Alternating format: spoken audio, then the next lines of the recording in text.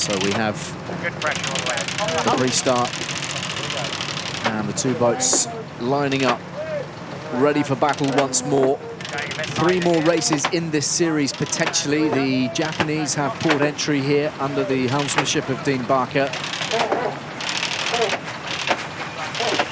3 all and 3 to play. Joey Newton's out on the water for us, part of Oracle Team USA.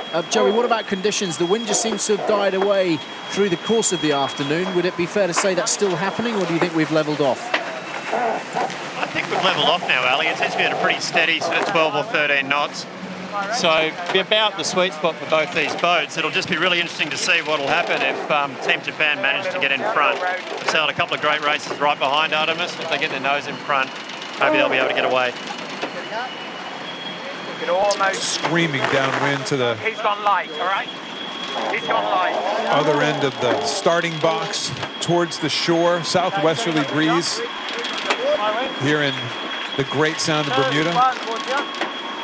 Be interesting to see that if Artemis tries to cut the corner again, start back early before Team Japan. Up a bit, up a bit. Okay, go at the line. Go at the line.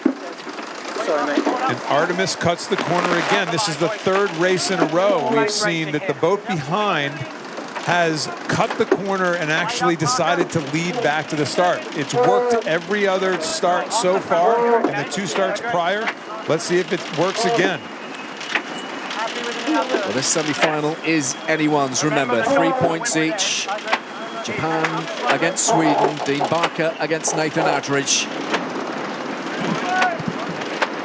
And this tussle, this pre-start tussle, has proved so critical in so many different races out here in Bermuda. Who is going to find that edge in the final race here this afternoon? Unlike that breezy day where both boats just kind of stopped and luffed near the starting line, we've seen huge gaps way, way down into the far side of the box and kind of a long stretch back again. This is another drag race back to the line.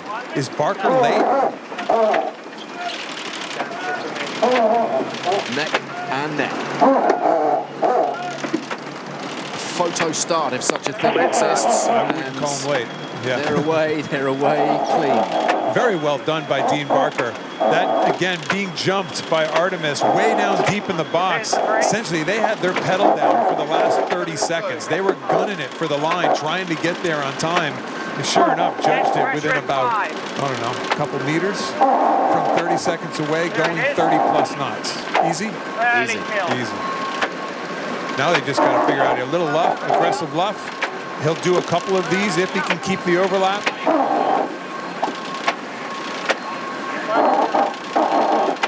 Can Japan keep clear air? They have the inside overlap. They do keep clear air. Very well done by Dean Barker. A crucial time in the race. 7. 2.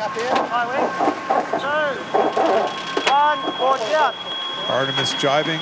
Japan will jibe smack in front of them if they can and try to give them wing wash all the way out of there. They decide to jump over to leeward. Artemis not with their best jibe. And there's the protest from the Swedes.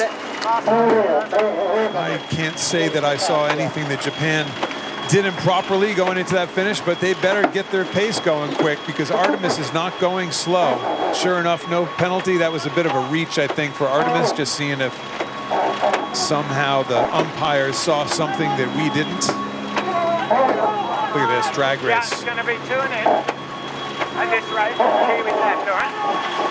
Coming into more pressure. That's the voice of Ian Percy, 2 and in. He's saying 2 maneuvers before they hit the gate. Here's the maneuver. Artemis racing, jibing and maybe saying that the other boat didn't give them room. Remember, Artemis gets to jibe, even if they're jibing onto port tack, they're able to jibe off of that boundary. They have the ability to do so. The other boat has to stay out of the way, but Japan was clear, and so is Artemis, and we race on. I will. All right. Proper duel. Proper duel. Only a handful of meters apart and virtually able to see the whites of each other's eyes. To be expected in a 3-3 series. fantastic tussle, isn't it? And Yeah, but what do you like shift-wise? one of those that might go right to the wire. Happy to carry on right-hand mark, Dino, yeah? They're going to take the easy way in. They're going to go for the mark at the top of our screen, the right-hand mark right there. Probably Artemis splitting to the left-hand mark, but that is a... And there they go. Phew. Nostradamus is right here, everybody, don't worry about that. The split course. Split course, you certainly lose something in the maneuver, but now you gain an overall split, and your strategy is much more clear on the upwind leg. Good pressure in front. VMG good.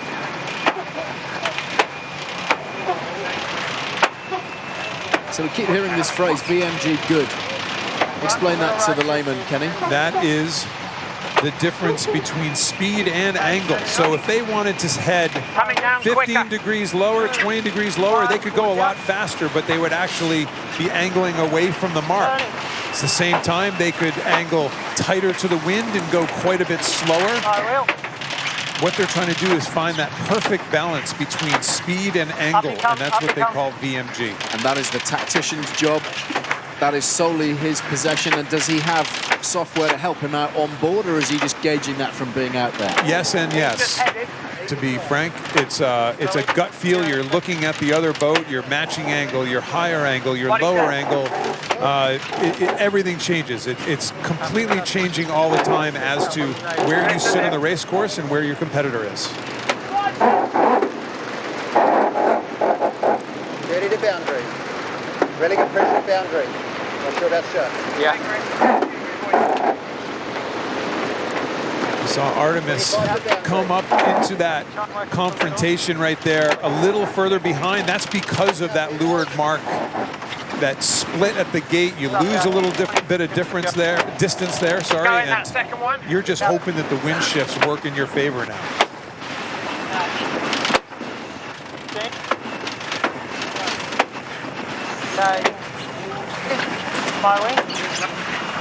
So the lead, not exactly a comfortable one for the Japanese at this point. It's far too slender for that, but the first time that they've been out in front in a meaningful way this afternoon against the Swedes.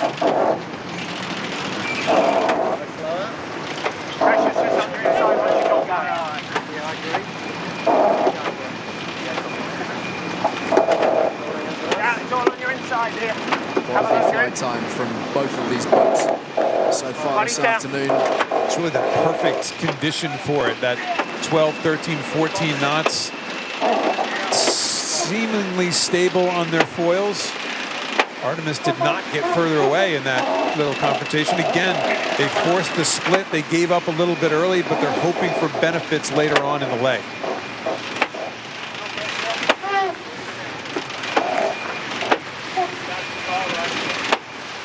Percy is the tactician. The tacticians, the helmsmen and the wing trimmers are almost never switched out in the course of the day. I think in this entire event, I think none of them have ever been switched out. Tacticians especially working sail the shifts here. Very high on their heart rate and still making the right calls. Yeah, he doesn't lie. There's something out here to tack on in 20. Eyes up, all the time. Keep it quick into this pressure. We'll head. Any time, you're open course. Pick your moment. Our work is done here, Ken. Well, it's just, isn't it amazing how they just do a constant play-by-play on board this boat, whereas on Emirates Team New Zealand, there's literally never anything said. So it's not just what they're saying, it's the contrast from boat to boat and how these teams set up the workplace. I think most boats that everybody at home sails is much more like Ian Percy and Nathan Outteridge, frankly. There's way more communication on any boat that I've ever sailed on in my life compared to Emirates Team New Zealand. I think it's still that dinghy mentality. They're used to sailing boats with smaller crew on Emirates Team New Zealand, therefore they're happy kind of doing it themselves. Seem to be closing in here, the Swedish crew, still with another Still with another tack to go. Yeah, one more tack to go. So you're starting to pick up on this. For a rugby guy, that's pretty good that you picked up there's one more tack to go. They'll lose a little bit in this tack, but still closed up a bit on this leg for Artemis Racing.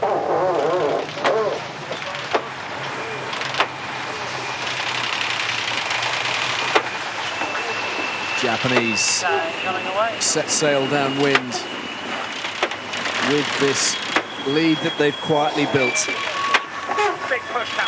This time with a good start behind them, and it's the Swedes who are having to respond. The gauntlet laid down by Dean Barker. Have a look, Goop. Again, just nothing in it really. Very similar picture to the first couple of races between the pair of them. Joey Newton out on the water for us, part of the American team here. Joey, anything that you've seen here in this third race between these two that separates it from the others? Probably just that Artemis is being a little bit more consistent in their tacks upwind, Ali. Japan sailed a pretty good beat there. They gave up a bit of lead at the top, but still a very close boat race between these two teams. There's very little in it in terms of boat speed.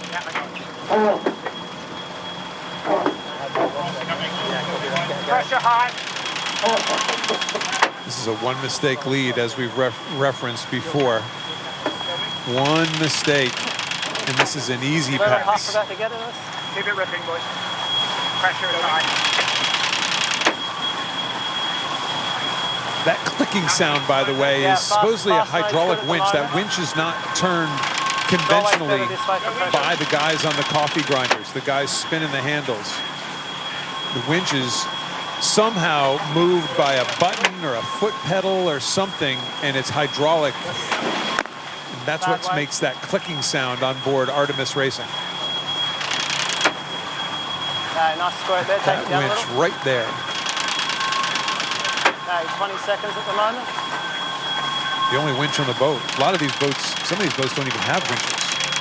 Of course, there's the hand, there's the winch, and we'll see it clicking. That's just clicking away. That's the hydraulics working under deck. I bet you he has some sort of foot pedals that he's pressing to turn it. Yes, anytime. 2, 1, board jump.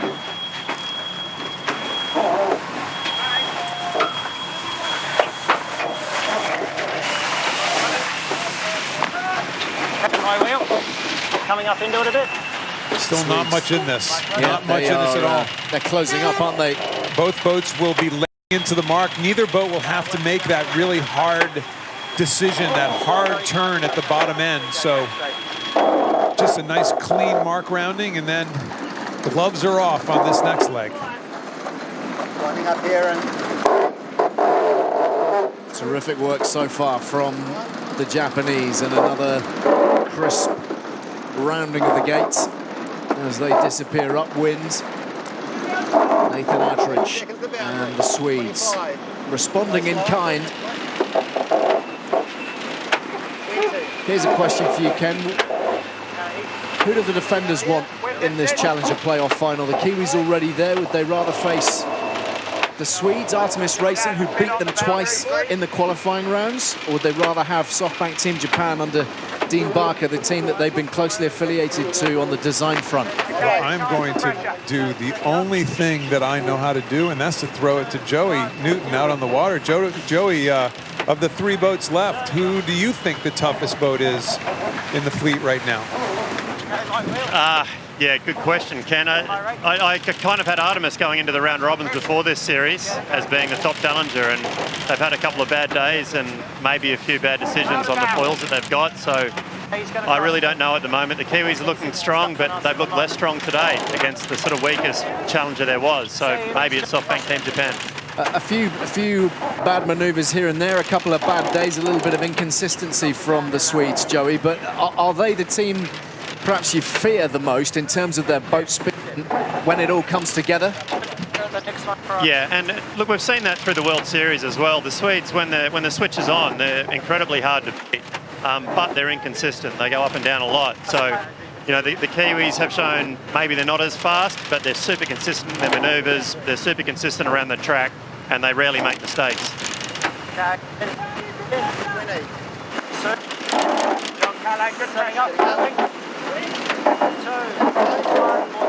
So the Swedes running out of time. a leg and a half to go before the reach to the finish. Fast build here. There's only about 45, 50 meters in it when they just came across. This is still a game of inches. I don't believe that Japan is going to be able to lay this gate, nor is Sweden. So they still both have one more attack in it. Close race. Going to ask you results. And targets. Derek Sayward right now. 3 races in a row. He must be done in. Copy, Rami.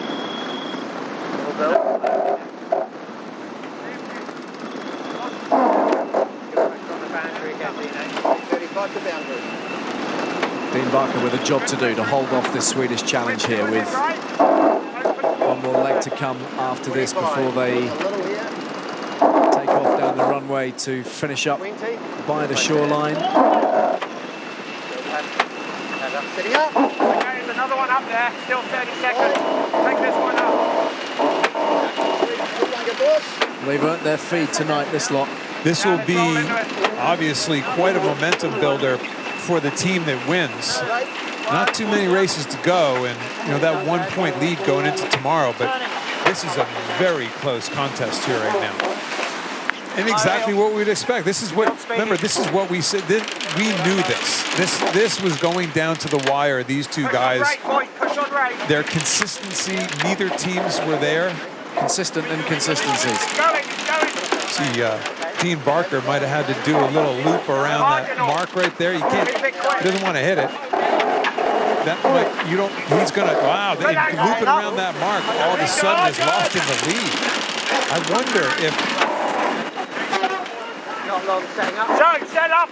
just the positioning of that, and I believe that's Mark 1. That's the old mark. It's not a part of the race course. And then the big dip, the bear away by Artemis to make it hard. Barker does a nice job getting around. He's going back at him again on starboard tack. He's certainly got in a tangle. We'll see shortly whether it's cost him. So choices are for Artemis to dip or to tack around the inside, because he is overlapped. He is going to have room if he wants it. He's going to try to tack. Let's see if Barker can get around the outside. Nathan Aldridge into the circle. Looks like collision time. That's clearly protest. Artemis went way out wide around the mark. We're going to see that distance right there between where the mark is and Artemis. We're going to find out very shortly if the umpires think that Artemis took too much room. Come on, umpire. What was that? Key decision. Ian Percy's getting impatient. Soon, boys. They got a penalty setting up. And a penalty to Japan. Awarded to the Japanese. Wow. So they determined Artemis did not take too much room there. Japan had to give them room at the mark. They were the inside boat. We did a little bit of begging on board if you're Nathan Aldridge, so here it comes. Artemis coming into the zone. They have the ability to attack if they want. I thought there was a pretty big gap between the boats, but I guess when the boat is going that fast, that gap right there, when the boat's going that fast, it's hard just to spin it right around the mark. He doesn't have to anticipate to turn around the mark. Whoa, protest!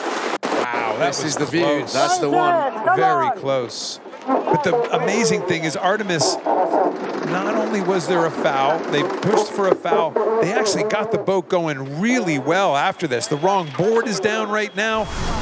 Goodness me. Okay, setting up. Well, combined boat speed of 50 knots plus, and let's check in with Richard Slater, the chief umpire, who can explain the decision to us. Richard? Yeah, we had Artemis entitled to room at that mark to sail their proper course, and we don't think that they were given that full room. It was on the edge, but we didn't think they were given the full room and penalised Japan. Thank you, Richard.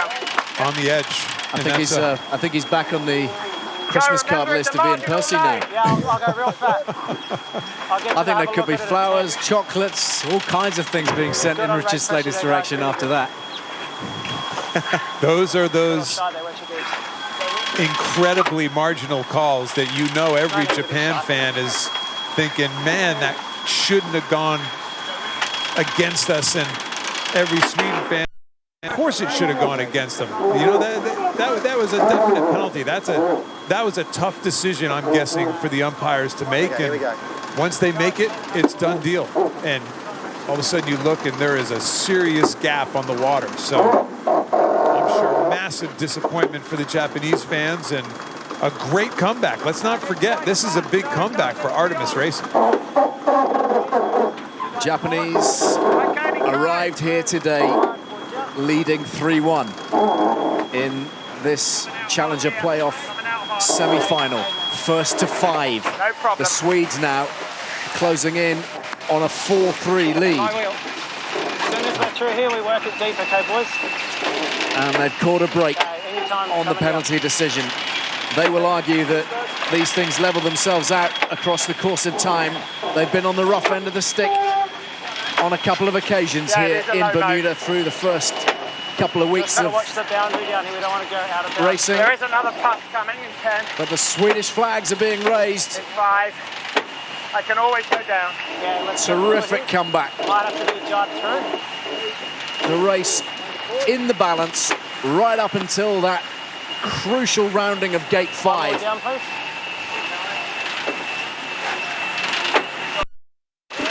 Good pressure here. This will be a 4-3 lead in the overall series for Artemis Racing. And I can't say it enough. Solid performance and great comeback, kept their composure, and very impressive. Well, they were staring down the barrel earlier this morning. Now they're in the box seat. Now they need just one more win to join the Kiwis in the Challenger playoff final. That is some turnaround from Nathan Outridge and his crew, and wild celebrations from Swedish fans on the shoreline. Just try not to get in their way. They're going to have to charge you by the looks of it. Dude, we've got to do your moves up. And for the Japanese and Dean Barker, that is 3 defeats in a row today. Just lost the grip. Will it be momentum, though? It's been the tale of two. Every day has had its own little, its own story. 2 wins from Japan the other day, 3 wins from Artemis today. Who's going to show up tomorrow? You're going to jive here, Dino. 2 races left potentially in the series. It might only need 1 for the Swedes to go through. And Japan will now be match point down. And taking their time. Enough is enough. No reason to get the boys to work themselves into a frenzy for really no reason. Lord knows they have worked hard enough today. A 3-race day. I hate to say it, Ken, but they're developing a real reputation for squandering leads. I mean, we've seen it time and again out here in Bermuda, but of all days, today was not the day for that to be happening for them. Yeah, 55% of their Mark 1 finishes have turned into, Mark 1 leads have turned into wins. You know, that's a big number. It's a poor conversion rate. Yeah. And finally, they make it very, very slowly over the finish line. So, the race summary and those different colors, those different nations swapping around a good bit. Japanese this time with the best lead. Just a great race, and unfortunately